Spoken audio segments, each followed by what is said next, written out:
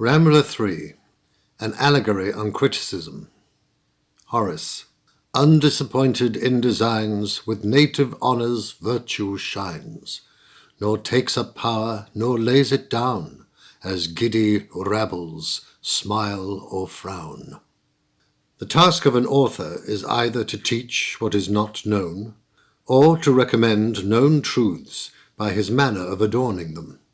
either to let new light in upon the mind, and open new scenes to the prospect, or to vary the dress and situation of common objects, so as to give them fresh grace and more powerful attractions, to spread such flowers over the regions through which the intellect has already made its progress, as may tempt it to return, and take a second view of things hastily passed over, or negligently regarded. Either of these labours is very difficult, because, that they may not be fruitless, men must not only be persuaded of their errors, but reconciled to their guide.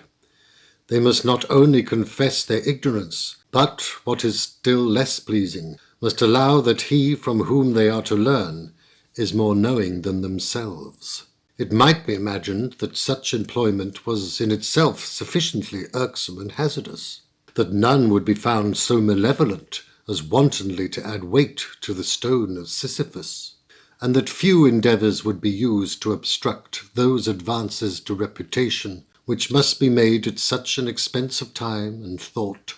with so great hazard in the miscarriage, and with so little advantage from the success.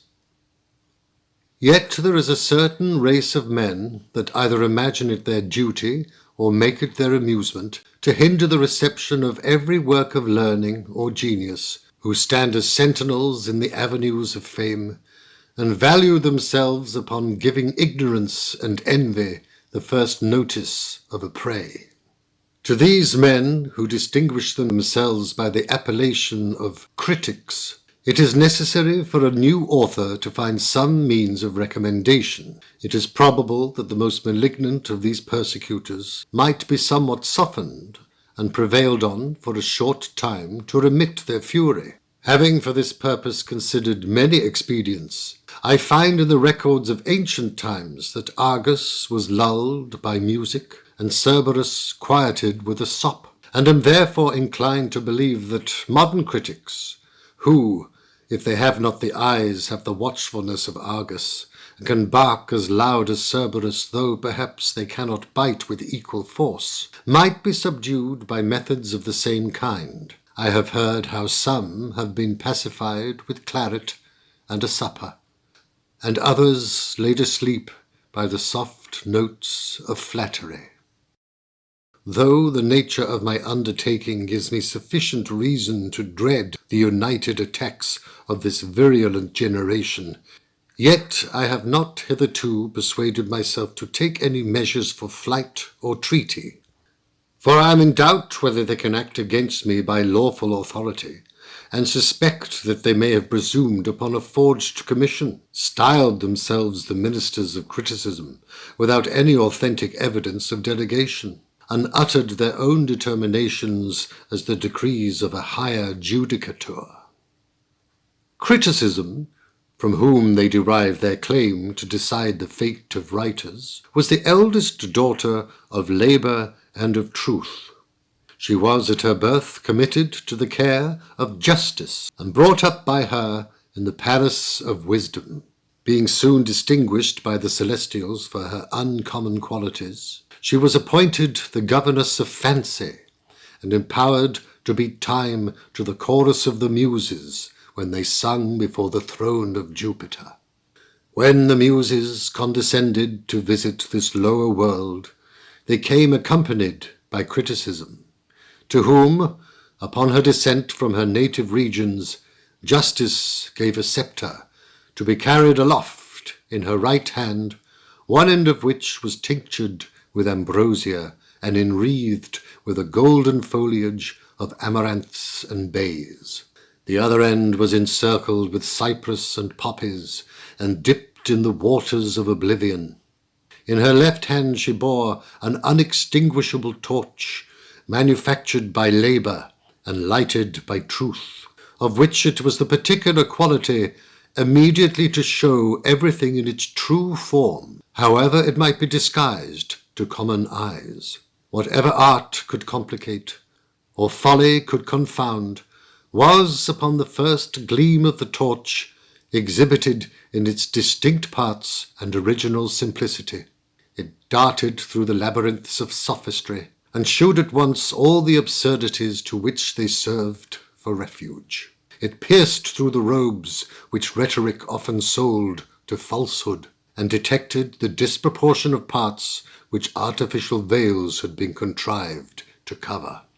Thus furnished for the execution of her office, criticism came down to survey the performances of those who professed themselves the votaries of the Muses.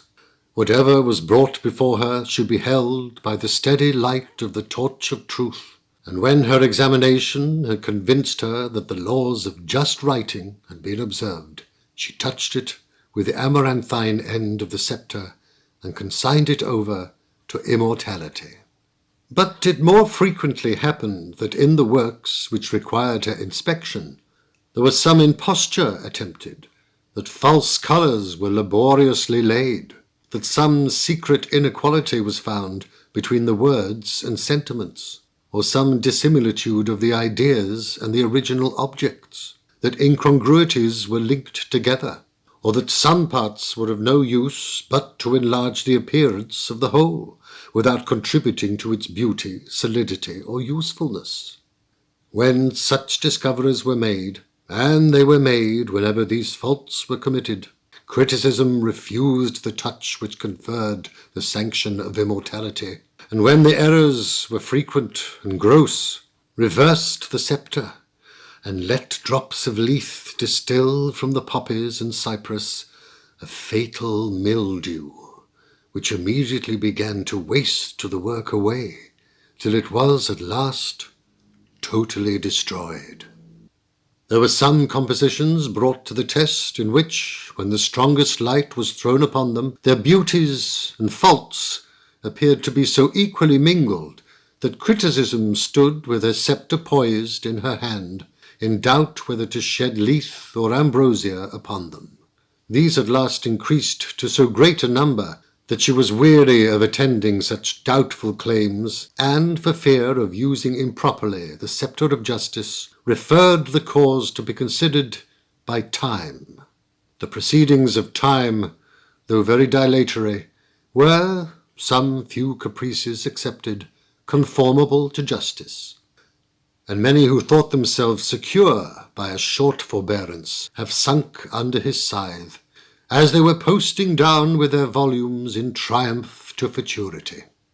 It was observable that some were destroyed by little and little, and others crushed for ever by a single blow. Criticism, having long kept her eye fixed steadily upon time, was at last so well satisfied with his conduct that she withdrew from the earth with her patroness Astrea, and left prejudice and false taste to ravage at large as the associates of fraud and mischief, contenting herself thenceforth to shed her influence from afar upon some select minds fitted for its reception by learning and by virtue. Before her departure she broke her sceptre, of which the shivers that formed the ambrosial end were caught up by flattery, and those that had been infected by the waters of lethe were, with equal haste, seized by malevolence. The followers of flattery, to whom she distributed her part of the sceptre, neither had nor desired light, but touched indiscriminately what power or interest happened to exhibit. The companions of malevolence were supplied by the Furies with a torch, which had this quality peculiar to infernal lustre, that its light fell only upon faults. Milton. No light, but rather darkness visible, served only to discover sights of woe. With these fragments of authority, the slaves of flattery and malevolence marched out at the command of their mistresses to confer immortality or condemn to oblivion. But the sceptre had now lost its power, and time passes his sentence at leisure, without any regard to their determinations.